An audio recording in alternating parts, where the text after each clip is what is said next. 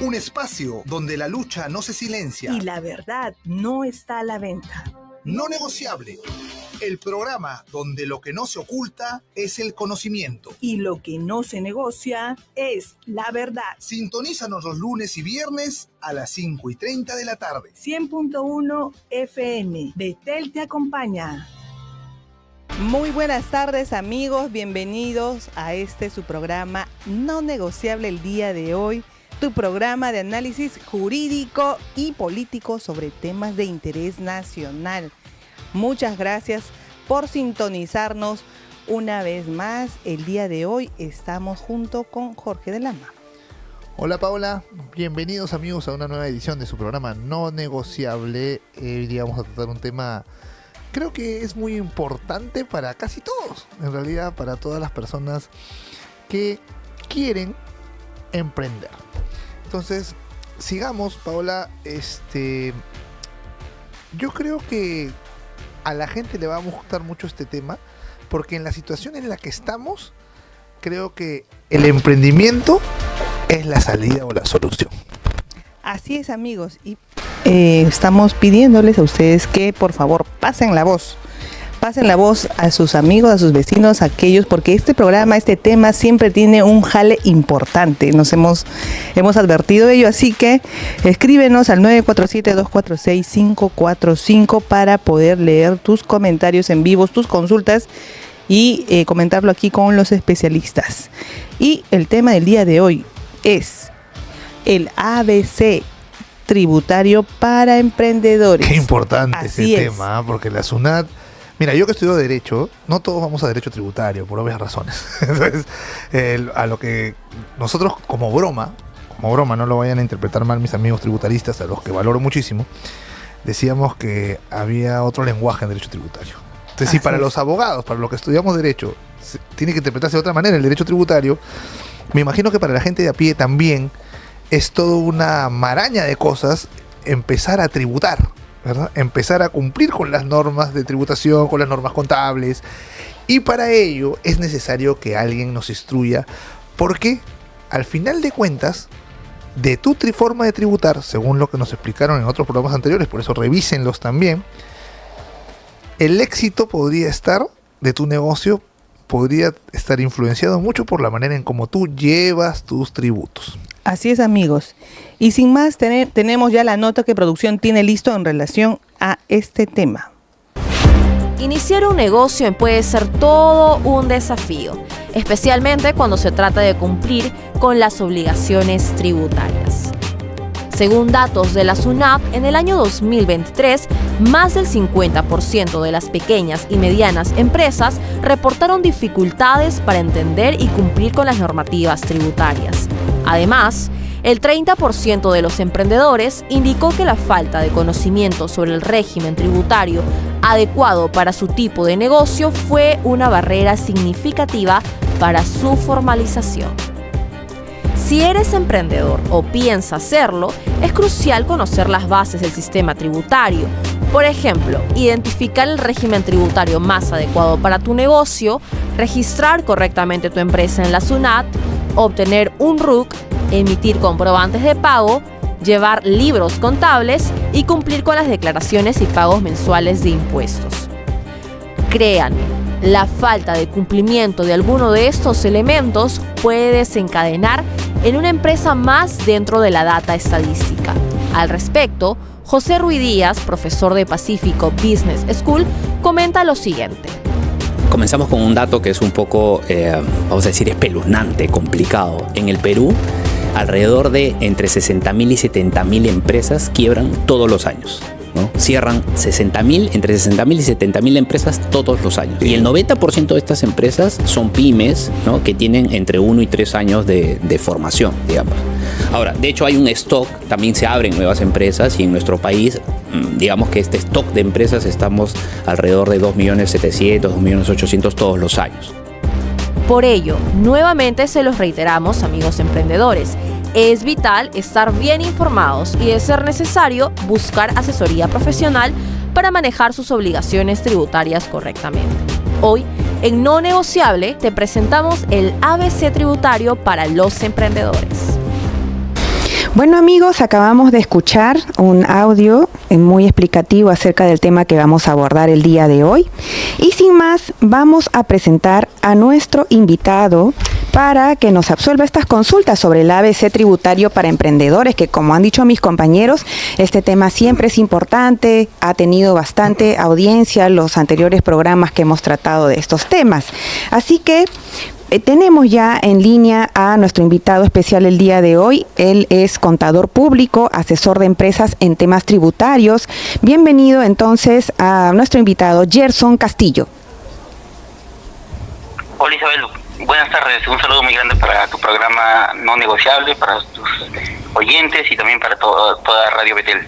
Gerson, muchas gracias a ti también por conectarte esta tarde, y ya no es la primera vez que estamos contigo, ya hemos estado en una oportunidad anterior tratando precisamente este tema de la formalización de empresas, pero esta vez vamos a abordar un punto que nos quedó corto la vez pasada en el programa anterior, que es los aspectos tributarios de los emprendimientos. ¿Cuáles son esos pasos básicos que todo emprendedor debe seguir en materia tributaria para iniciar su negocio? A ver si nos puedes dar un panorama general para aterrizar después en lo más específico.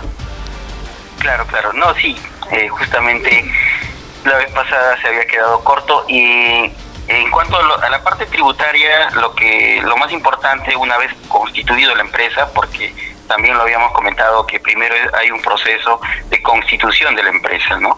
Que va bajo la Ley General de Sociedades que tiene nuestro país, y que tiene, por ejemplo, a la sociedad anónima cerrada como la más común, la EIRL también para personas que quieren hacer su empresa ellos solos, sin necesidad de socios, ¿no? Son los más comunes, entre otros, ¿no?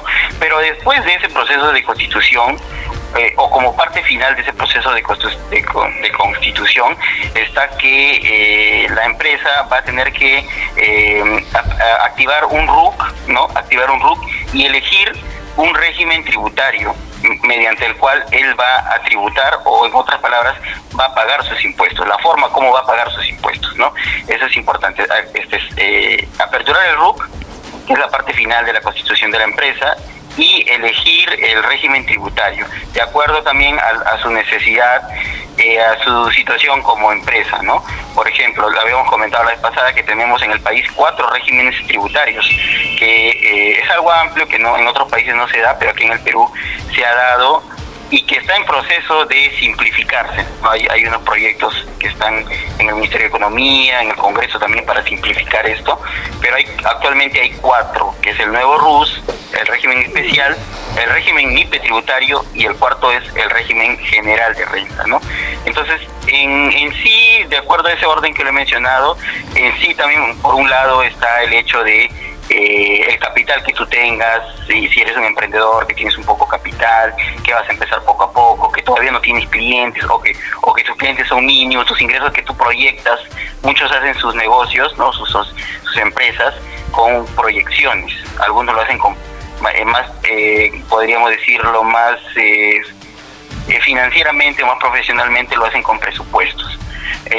Con proyección de cuánto quiero ganar el primer año, cuánto quiero ganar el segundo año, cuánto van a ser mis gastos administrativos, operativos, ¿no? Entonces, de acuerdo a eso, va a haber el régimen donde tú te puedas ubicar.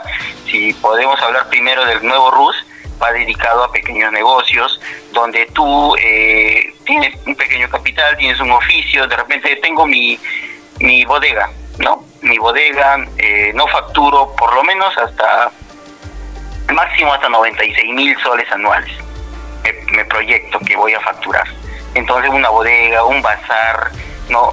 Un señor que arregla zapatos, ¿no? Una zapatería, con negocios pequeños, ¿no? De repente una pequeña librería. Entonces, esos negocios que están ambientados también a trabajar con o a facturarle a también personas naturales, no a empresas. De repente tengo mi vecino, tengo mi amigo, ¿no? Que me viene a comprar. Entonces son personas naturales que no hacen actividad empresarial. Entonces este nuevo RUS está destinado para que facturen a esas personas, ¿no? Por eso es que este régimen te permite solo emitir boletas, porque como no es una empresa, le emites una boleta con su DNI. Entonces son para pequeños negocios el nuevo RUS, hasta 96,000 de ingresos y en compras hasta 8,000 en compras mensuales, ¿no? Entonces, eso es lo que es el nuevo RUS. Puedes emitir una boleta de venta, puedes emitir tickets también y guías de remisión, ¿no? Cuando trasladas bienes, ¿no? Eso se encaja en quienes quieren tener un pequeño negocio, ¿no? Como repetíamos, un bazar, podemos tener una pequeña librería, algunas peluquerías, ¿no? Salones de belleza o spa de repente son algo más grandes, pero una peluquería, por ejemplo, una pequeña peluquería, también entran aquí, ¿no? Estimado Gerson, una pregunta. Sí. Gracias por establecer estos 4 regímenes tributarios que tenemos en las empresas para el Perú. Nos comentabas acerca del nuevo régimen único simplificado, el régimen especial de renta, el régimen MIPE tributario y el régimen general. ¿Cuál de todos ellos es el más común? Me imagino que el primero, el régimen único simplificado. Pero para nuestros amigos, si se puede hacer un poco más fácil el poder identificar, de repente puedes comentarnos en general la SUNAT, cuáles son las funciones y cuáles son los documentos iniciales necesarios para formalizar una empresa ante SUNAT. Me decías nos contabas que lo último era el tema del RUC.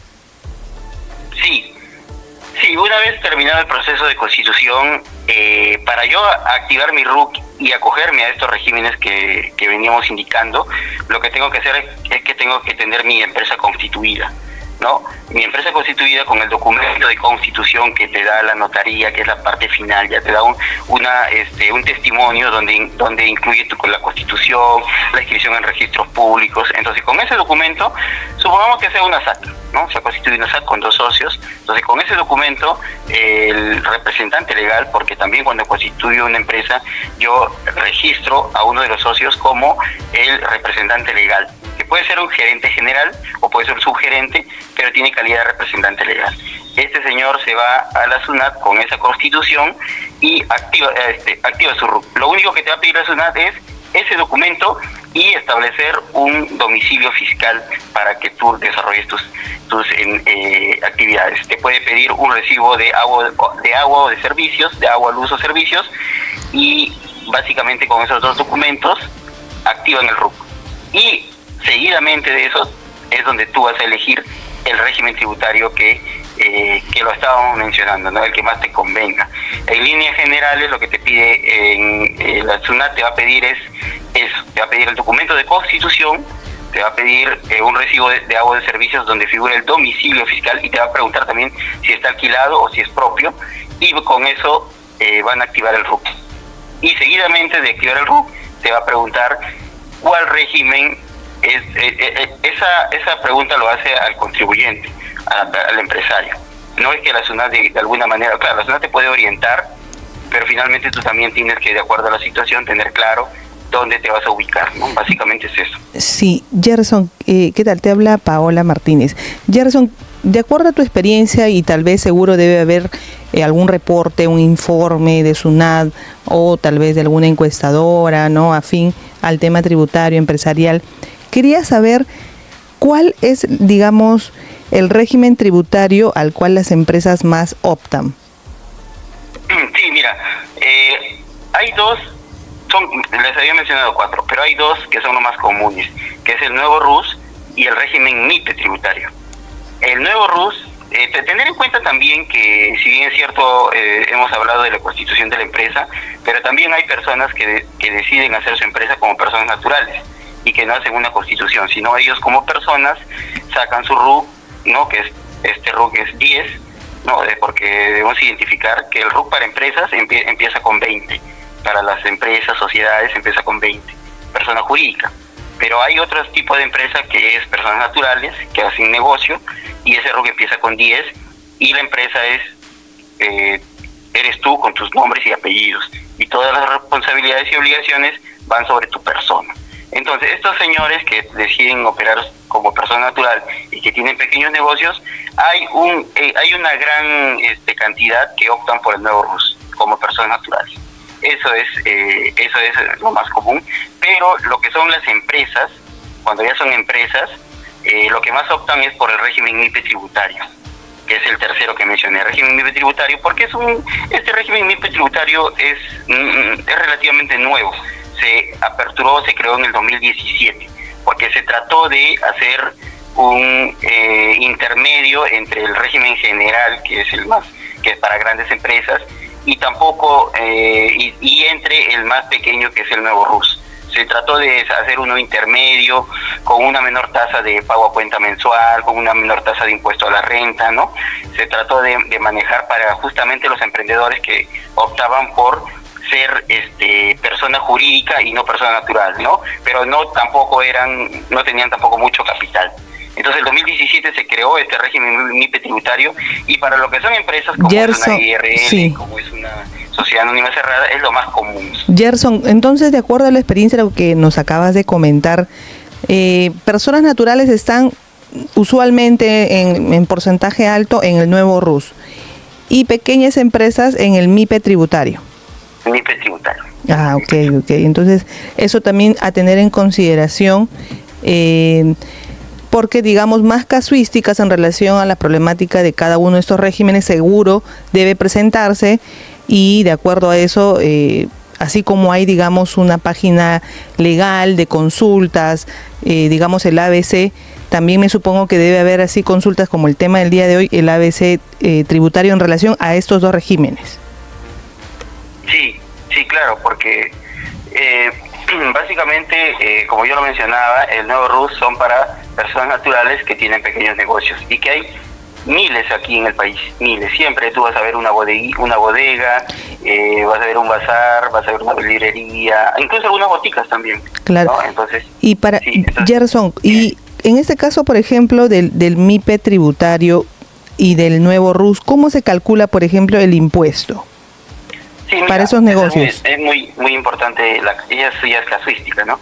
Por ejemplo, el nuevo RUS, que como su nombre dice, es el nuevo régimen único simplificado, porque te va a simplificar todo. En el nuevo RUS tú no llevas contabilidad, para empezar, no llevas contabilidad, no necesitas un contador, salvo que ya por tu cuenta tú no quieras hacer absolutamente nada y te puedes asesorar por alguien. Pero si no, tú mismo puedes calcular tus impuestos, porque en el nuevo RUS, como es simplificado, tú cuentas supongamos tienes un pequeño bazar y vendes regalos, vendes algunos útiles de escritorio, ¿no? Y emites una boleta. Entonces, todas tus boletas que has emitido durante el mes, supongamos que hayas emitido por un valor de 5.000 soles. Entonces, a esos 5.000 soles, tú le vas a calcular una tasa directa, que para empezar es 20 soles. Entonces, con ese cálculo, llenas una guía que te da la SUNAT, una guía de pagos varios, y pagas tu impuesto a la SUNAT de forma mensual, directa. Simplemente tienes que hacer ese pequeño... Hay una tabla que tiene el nuevo RUS. Hasta 5.000 soles pagas 20 soles. Hasta 8.000 soles pagas 50 soles, ¿no? Pero es un cálculo directo. Entonces tú sumas tu boleta, si estás hasta 5.000, pagas solo 20 soles, llenas tu guía tú mismo y vas al banco y pagas tus impuestos. Es lo único que tienes que hacer en el nuevo RUS. No tienes que llevar contabilidad, no tienes que llevar libros contables. Y en relación al MIPE tributario, ¿cómo se determina cómo se calcula, ¿no?, el impuesto? Ya, como está más orientado a lo que hacen actividad empresarial, como la SAC, la IRL, ¿no?, que trabajan con otras empresas, ahí sí tienes que llevar una contabilidad simplificada también, pero siempre contabilidad. Tienes que asesorarte por un contador, tienes que llevar 3 libros contables, ¿no?, que es lo mínimo, y tú ahí vas a pagar 2 impuestos.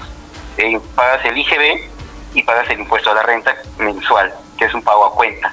Entonces, el IGB lo vas a pagar de la diferencia de lo que tú facturas en ventas menos lo que tú facturas en compras. Hablando del IGB, ¿no? Tú tienes IGB de ventas y tienes IGB de compras.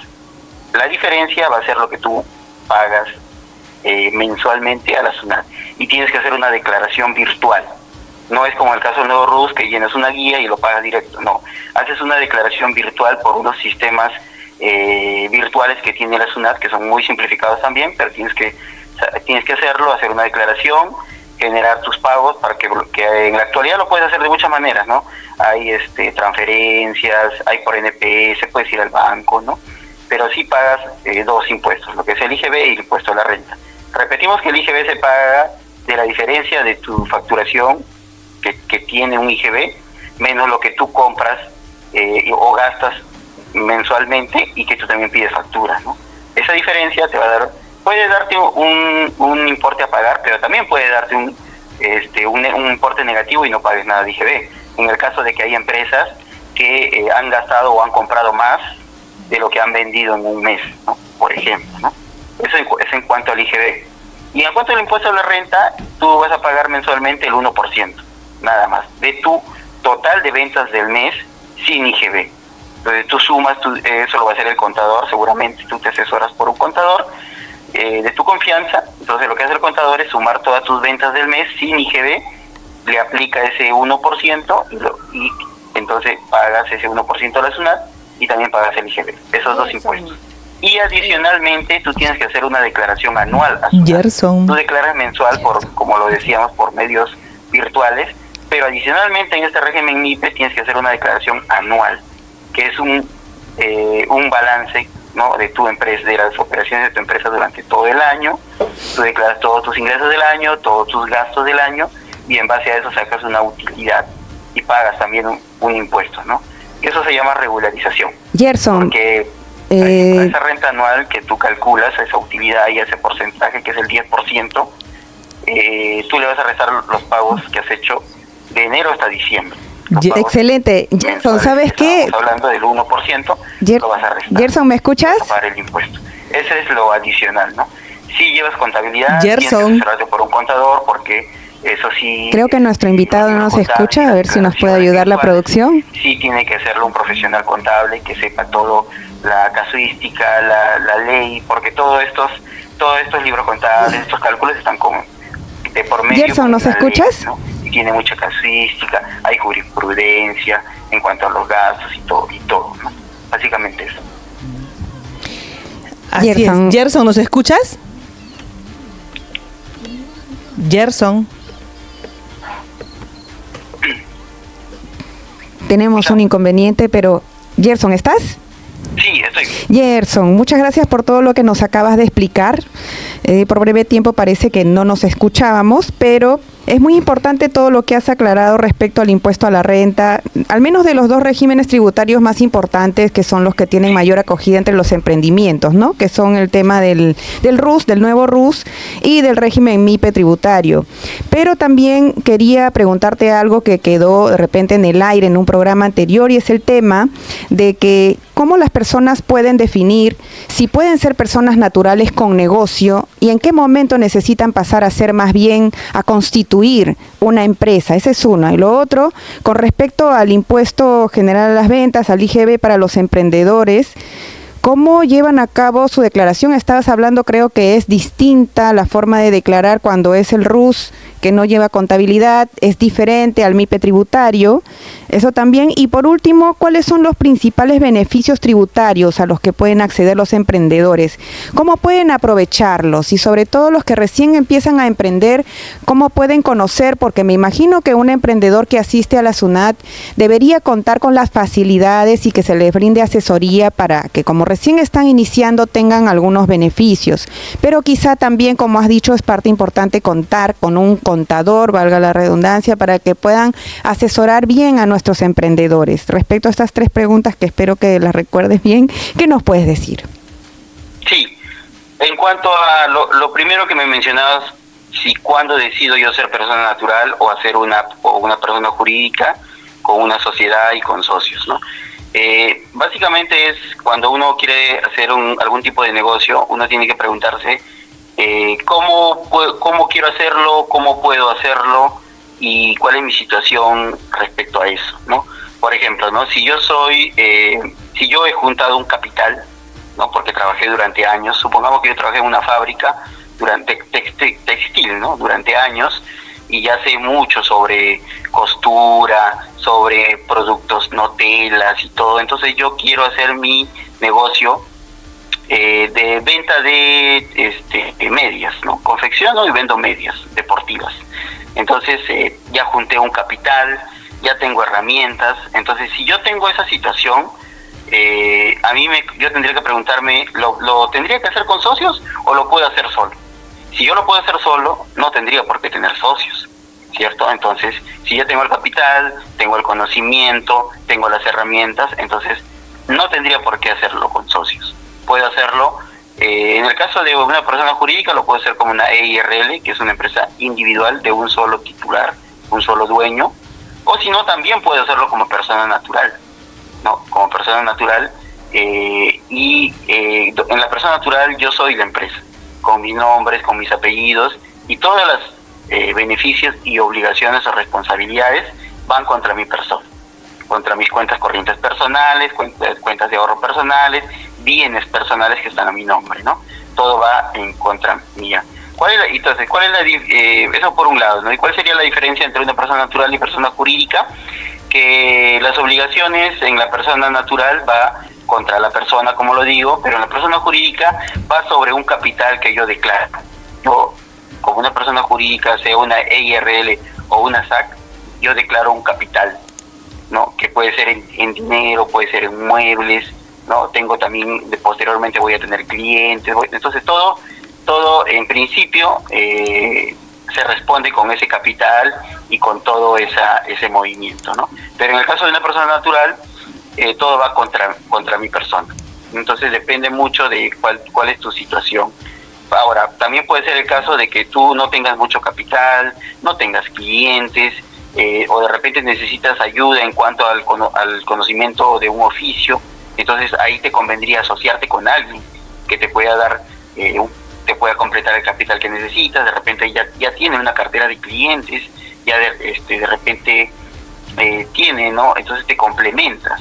Entonces ahí te convendría asociar con una persona de tu confianza, que tú conoces muy bien, que tiene el perfil necesario. Ahí te convendría asociarte, podría formar una sociedad de persona jurídica, por ejemplo, lo más común, una SAC, sociedad anónima cerrada, con 2 socios hasta 20 socios. Entonces ahí te convendría. Como digo, mucho depende de cuál es tu situación. Si puedes hacerlo solo, hazlo solo. Puedes hacerlo como una IRL de persona jurídica, pero también puedes hacerlo como persona natural. Teniendo en consideración que una persona natural, la empresa eres tú, con todos tus beneficios y obligaciones a tu persona. Pero una persona jurídica, lo que responde es el capital que has declarado, todo lo que son tus clientes, los bienes, todo, ¿no? Todo lo que respecta Gerson, a esa persona. Gerson, solamente una duda en relación a lo que estás comentando, pero en relacionado al tema, por ejemplo, de Gamarra.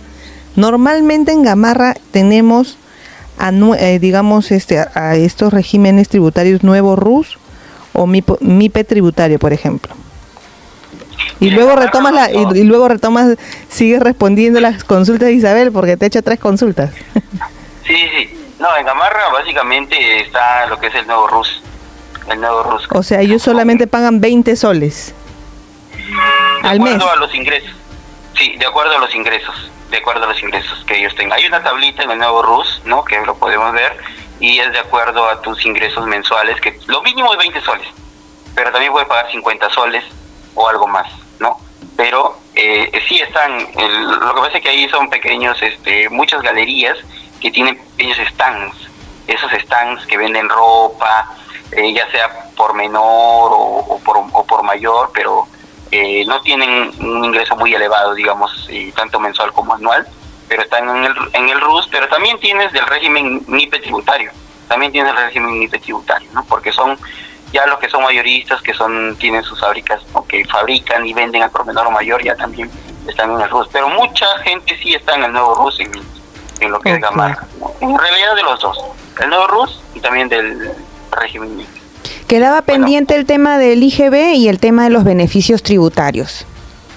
El IGB, sí, en cuanto al IGB, básicamente es, en cuanto a lo que es el régimen MIPE tributario, como lo habíamos mencionado, el IGB es, tú vas a pagar el IGB de la facturación de ventas menos la facturación de compras, ¿no? Supongamos que yo me dedico a arreglar computadoras.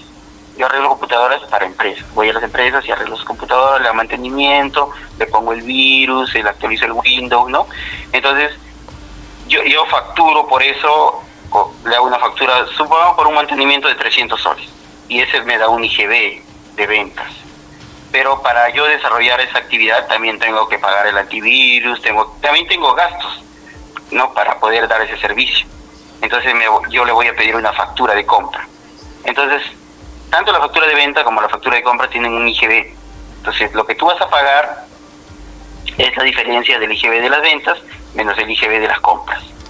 Entonces, eso te va a dar un restante que vas a tener que pagar a la SUNAT mes a mes.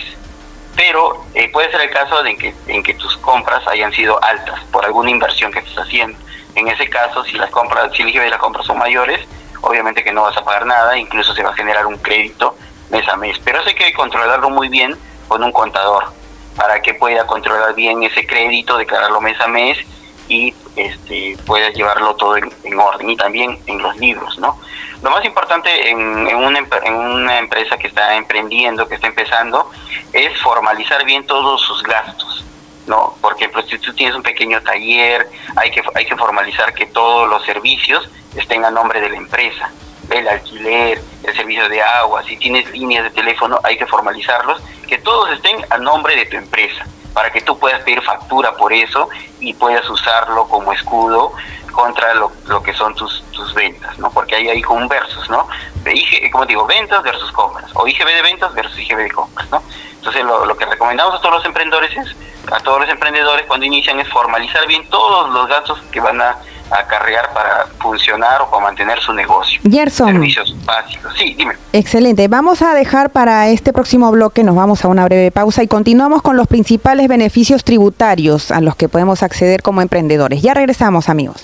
Espacio donde la lucha no se silencia. Y la verdad no está a la venta. No negociable. El programa donde lo que no se oculta es el conocimiento. Y lo que no se negocia es la verdad. Sintonízanos los lunes y viernes a las 5:30 de la tarde. 100.1 FM. Betel te acompaña. Amigos, continuamos con el programa del día de hoy de No Negociable. Estábamos hablando del ABC de los aspectos tributarios de los emprendimientos y estamos acompañados con el contador público, asesor de empresas en temas tributarios, Gerson Castillo, y habíamos dejado una pregunta al aire antes de la pausa. Y vamos a retomar el tema y la pregunta es, estimado Gerson, ¿cuáles son los principales beneficios tributarios a los que pueden acceder los emprendedores y cómo pueden aprovecharlos? Sí, bueno, continuamos entonces con el tema. Lo que quería hacer una precisión, nada más rapidito, sobre la consulta del nuevo RUS. El nuevo RUS son, como lo habíamos mencionado, son para los que tienen ingresos o compras que no superen los 8.000 soles mensuales, ¿no? Y que no superen los 8.000 soles mensuales, y hay una tablita que, por ejemplo, en realidad era un poco más amplia, pero se ha simplificado más. Por ejemplo, los que tienen de compras o ingresos o compras hasta 5.000 pagan solo 20 soles, como lo mencionábamos. De ingresos y compras en el nuevo RUS hasta 5.000 pagas una cuota de 20 soles nada más. Si pasa de 5.000 hasta 8.000, que es el tope, porque el nuevo RUS solo te permite ventas o compras hasta 8.000, vas a pagar 50 soles. Entonces hay esa tablita con esas dos condiciones, ¿no? Repetimos, hasta 5.000 pagas 20 soles y hasta 8.000 pagas 50 soles en lo que es el nuevo RUS, ¿no? Eso para precisar de la pregunta anterior. Sí, sobre beneficios, básicamente para los emprendedores, básicamente es lo que están en el régimen MIPE tributario. ¿Por qué? Porque el régimen MIPE tributario es donde más se enfoca a los emprendedores, porque como le decía hace un momento, se creó como un intermedio entre el régimen en general, que es para grandes inversionistas, grandes capitales, y el nuevo RUS, que es para pequeños, ¿no?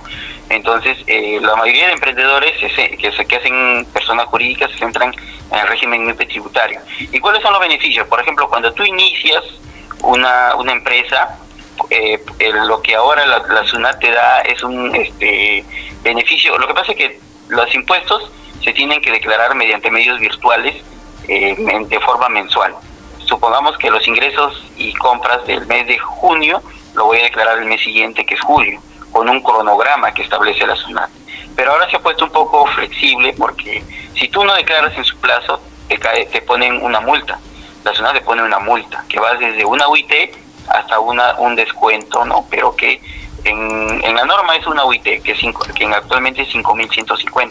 Claro, hay una gradualidad y un descuento, pero con condiciones, ¿no? Gerson, antes que continúes y cierres, muy importante el tema, por ejemplo, de las multas en relación a SUNAT. Rapidito, ¿cómo es el trámite? Igual como cualquier otra entidad administrativa, ¿tienen una instancia para apelar, para presentar algún recurso de reconsideración? ¿Algo rapidito que nos puedas comentar? Sí, mira, en cuanto a multas, si es que realmente has caído en la infracción, lo que la SUNAT actualmente te está dando es un beneficio de que tú puedas regularizar voluntariamente, sin necesidad de que la SUNAT te esté notificando o te esté enviando esquelas. Si es que tú regularizas voluntariamente, puedes acogerte incluso hasta el 100% de la gradualidad. Que por ejemplo, para empresas que tienen ingresos hasta 150 UIT, que son 700.000 anual, te permite que tú puedas regularizar sin ninguna notificación y te digamos, anulan el 100% de la multa. Pero si pasas ese importe, también puedes acceder a rebajas del 90%, del 50%. En ese lado la SUNAT se está flexibilizando. Claro. Pero en cuanto hayas incurrido en una infracción, por ejemplo, la más común es que tú no declaras tu impuesto, la SUNAT te pone un cronograma para que declares impuestos con fechas. Pero si tú te pasas, la SUNAT te pone, caes en una infracción, la SUNAT te pone una multa. Esa es la más común.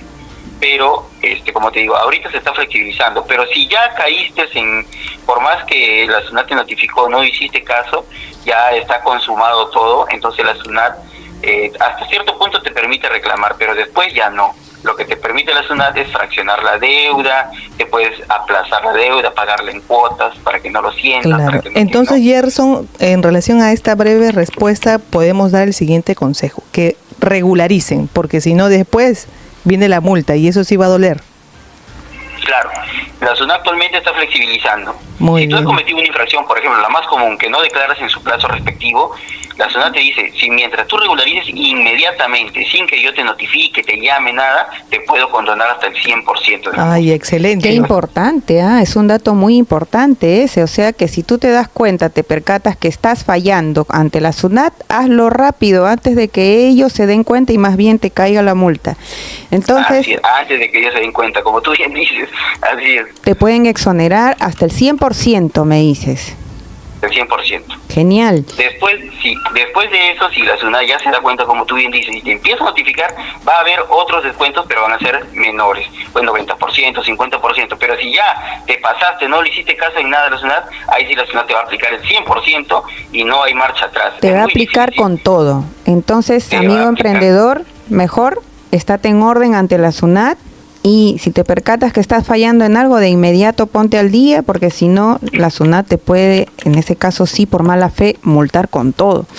Esto está muy relacionado, Gerson, al tema de los documentos contables y registros, que también son indispensables para mantener una adecuada gestión fiscal en un emprendimiento. Tú comentabas de que es necesario que el emprendedor se deje asesorar o asistir por un contador, porque efectivamente hay conocimientos que aún nosotros siendo abogados, al menos personalmente, yo que no tengo una empresa, no conozco bien estos aspectos tributarios, solamente soy una persona natural con un RUC que inicia con 10, no con 20 porque no tengo empresa, pero qué importante es primero dejarse asesorar por un contador. Y mi pregunta es, ¿los documentos contables y registros son indispensables para mantener una adecuada gestión fiscal en un emprendimiento? Sí, o sea, si sobre todo tú estás en el régimen MIPE, porque como lo habíamos comentado al inicio, si tú estás en el nuevo RUS, no llevas contabilidad, solo tributas en base a esas dos condiciones que había mencionado anteriormente. Pero si estás en el régimen MIPE tributario o el régimen general, sí, la SUNAT te obliga a llevar contabilidad.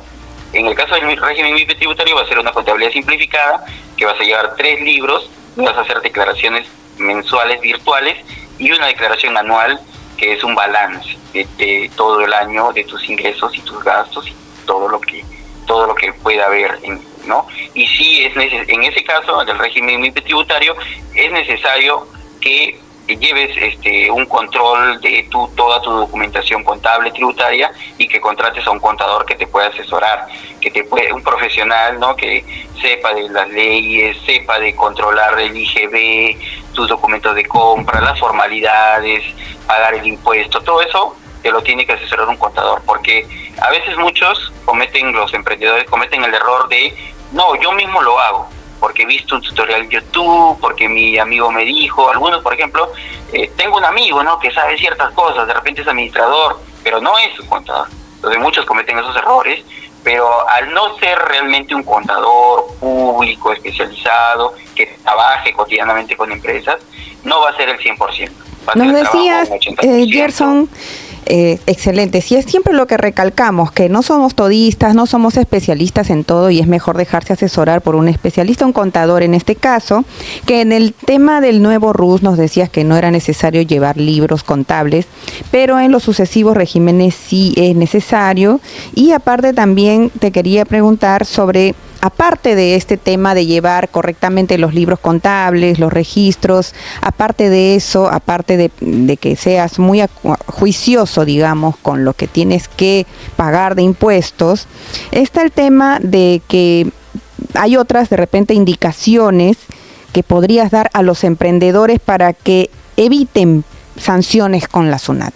¿Cuál, según tú, después de lo que hemos mencionado, es otra indicación importante para los emprendedores de cara a la SUNAT? Sí, básicamente tiene que ver con que tú pagues.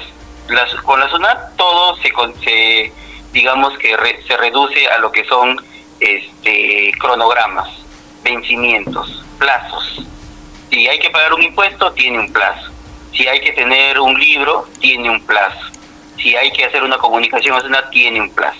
Entonces, el emprendedor tiene que tener en cuenta que todo lo que tiene que concerniente con la SUNAT, en cuanto a declaraciones, comunicaciones, libros, tienen plazos. Y esos plazos los tenemos que cumplir, porque si no cumplimos esos plazos, la SUNAT siempre te va a contestar con multas, infracciones, multas, problemas. Entonces, básicamente con la SUNAT todo es con plazos. Ahora también hay que, como le mencionaba, asesorarse con un contador que nos lleve todo en orden, que este contador tiene que controlar igual los plazos, ¿no? Si hay que hacer las declaraciones, tiene un plazo. Si hay que llevar los libros, también tiene un plazo, hay que legalizar en la notaría, tiene un plazo. Otras comunicaciones, la declaración anual, también tiene plazo. Entonces, eso tiene que controlarse bastante bien, porque de pasarse esos plazos, siempre la SUNAT te va a caer en una infracción que derive en multas y en problemas, ¿no? Y por otro lado también lo que mencionaba antes, el emprendedor tiene que tener bien controlado y ordenado lo que son tanto sus ingresos como sus gastos, pedir factura por todo, formalizar todos tus gastos, como le decía. Si tú tienes una pequeña bodega, un taller, todos los servicios que tienes tienen que estar a nombre de tu empresa para que tú puedas usar esos documentos, esos gastos. El contador lo puede usar también, ¿no? Asesorarse por un buen contador, hay que también seleccionar un buen contador. Es como cuando tú seleccionas a un trabajador de repente, ¿no? Tú pides referencias. A ver, señor contador, ¿cuáles son las 2 últimas empresas que usted está trabajando? Las más antiguas. Ya, páseme su número y usted conversa con las empresas que este contador les asesora años y ellos te van a dar la referencia, ¿no? 2 o 3. De esa manera tú compruebas que este contador trabaja muy bien. El contador, si bien es cierto, es especialista y todo, pero también tiene que tener un control por parte del emprendedor. El emprendedor no puede dejarlo todo así a libre albedrío al contador, no. Siempre reunirse frecuentemente con él y pedirle los informes necesarios.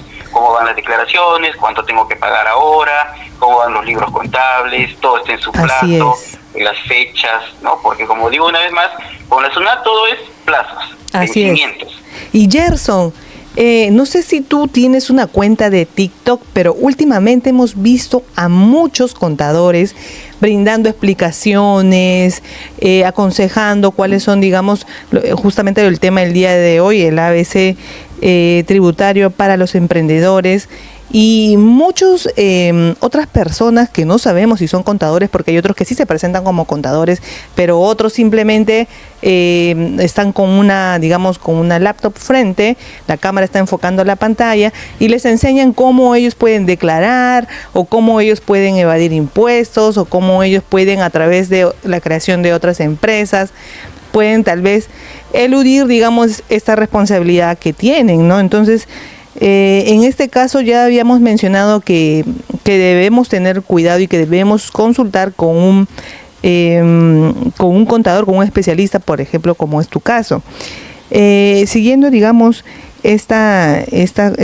digamos, corriente, porque no solamente es en el tema de los contadores, sino también lo estamos viendo, por ejemplo, en varios casos, en el tema de construcción, en el tema inclusive de asesoría legal, o el tema, por ejemplo, de cosmetría, ¿no? De arreglo personal, qué sé yo.